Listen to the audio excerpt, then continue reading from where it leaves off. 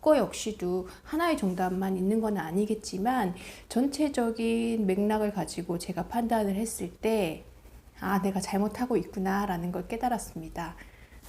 안녕하세요. 참된 학습법의 남원장입니다. 지난 영상에서 제가 딸아이 책 읽는 문제에 대해서 고민이 된다라고 말씀을 드렸었고요. 그래서 기대했던 만큼 책을 잘 읽지 않아서 그거를 대체할 수 있는 방법, 대체까지는 아니어도 어느 정도 책 읽기에 대해서 조금 효과적일 수 있는 방법을 고민하다가 독해 문제집을 풀린다라고 말씀을 드렸었어요. 제 딸아이 독서를 시키면서 아이가 핵심을 파악하지 못하고 그냥 눈으로 읽는 거에 전혀 남아있는 게 없어서 그 부분이 좀 불안한 느낌이 들어가지고 독해 문제집을 선정을 했고, 독해 문제집을 풀다 보니까 그런 건 좀 잘 찾아가는 것 같아요. 맥락이라든지 흐름, 그리고 핵심 키워드.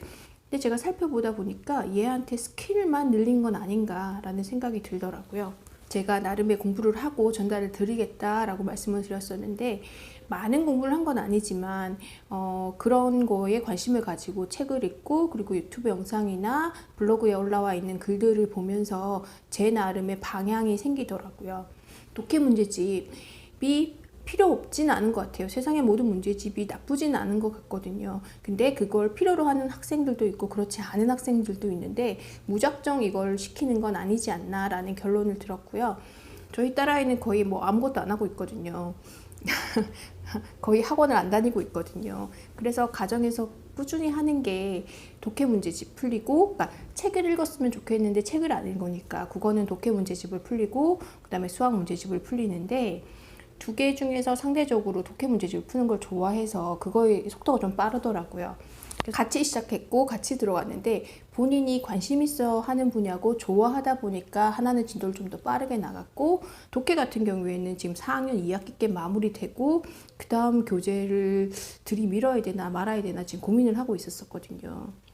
그래서 이렇게 저렇게 이제 찾아봤더니 제가 잘못하고 있는 거더라고요. 독해 문제집이 물론 유용한 친구들도 있긴 합니다. 근데 그거는 기본 맥락을 못하는, 그거 현재 국어 공부를 쫓아가지 못하는 학생들은 그런 걸로 이제 보조 작업을 해 주어야 되는 건데, 저는 그렇게 활용하는 게 아니라 얘를 가지고 지금 선행을 밟고 있었던 거잖아요. 학년을 올라가면 이해의 폭을 넓혀줄 거라고 생각을 했었는데 그게 아니라 얘는 문제를 푸는 스킬만 계속 늘어나는 거라는 거를 지금 조금 어렴풋이 느끼게 되거든요. 독해 문제집에는 길어봐야 한 페이지 혹은 뭐 그거의 한 3분의 2 정도만 글이 있는 거고, 그거에서 주요한 포인트를 찾고 핵심 찾고 그 다음에 질문에 답하고 뭐 이렇게 주제 글쓰기를 하고 하는 부분이었는데, 얘가 책을 그러니까 길진 않더라도 책 한 권을 읽히게 했을 때 가끔 제가 이제 그게 어떤 내용이니? 라고 물어보면 줄거리를 찾아내야 되는 거잖아요. 어떤 흐름이 있는지를 알아야 되는데 얘는 그게 안 돼 있고 매 페이지마다 그 문제를 풀던 그런 스킬이 남아서 중요하지 않는 부분에 집중을 해서 정확한 키워드나 이 흐름을 찾아내는 게 아니라 각 페이지에 있는 것들은 너무 많은 것들을 세세하게 기억하려고 노력을 하더라고요. 그래서 이런 독서는 안 되겠다 라는 생각이 들더라고요. 그래서 독해 문제집에 너무 익숙하다 보니까 매 페이지를 문제를 풀 생각으로 그 키워드에 너무 집중을 해서 독서를 하게 되더라고요. 그래서 이거는 아니지 않을까라는 생각이 들던 차에 이제 다른 독해 문제집과 책을 읽는 거에 대한 상관관계라든지 이해관계 혹은 도움되는 방향들 같은 거에 대한 영상들이나 공부를 하다 보니까 이건 방법이 잘못됐다라는 생각이 들더라고요.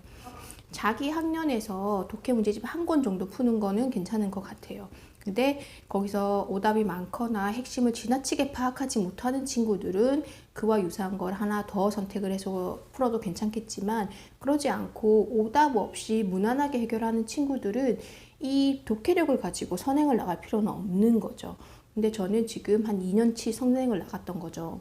이거는 의미가 없고 대신 그 시간에 책을 읽어야 되는 건데, 그래서 제가 이제 고민해야 되는 부분은 이 아이가 책에 흥미를 가질 수 있도록 이제 그 방법을 모색해야 될 것 같고, 책에 친숙해질 수 있는 그런 거를 만들어 줘야 되겠다라는 생각이 듭니다.